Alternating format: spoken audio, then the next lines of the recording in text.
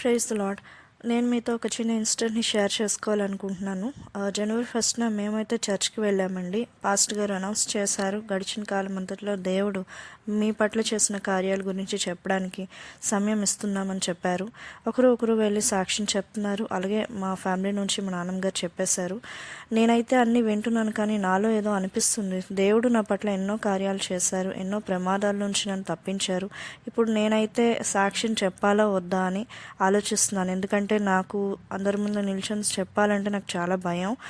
అయితే నేనే అనుకుంటున్నాను, దేవుడు నన్ను కాపాడారు, కానీ నేను ఆ సాక్ష్యాన్ని అందరితో పంచుకోవడానికి భయపడుతున్నాను, సిగ్గుపడుతున్నానని ఒక ప్రశ్న అయితే నాలో వస్తుందండి. అయితే ఇదంతా కాదు, నేనైతే ఇవాళ చెప్పి తీరాలి అని చెప్పి నేను ఇంకొక క్షణం కూడా ఆగకుండా వెళ్ళి సాక్ష్యం అయితే అందరితోనే నేను పంచుకున్నాను. దేవుడు మన పట్ల ఎన్నో కార్యాలు చేస్తున్నారు. మనమైతే భయపడద్దు, సిగ్గుపడద్దు అది చెప్పుకోవడానికి. దేవుడి నామానికే మహిమ కలుగునుగాక. ఆమేన్.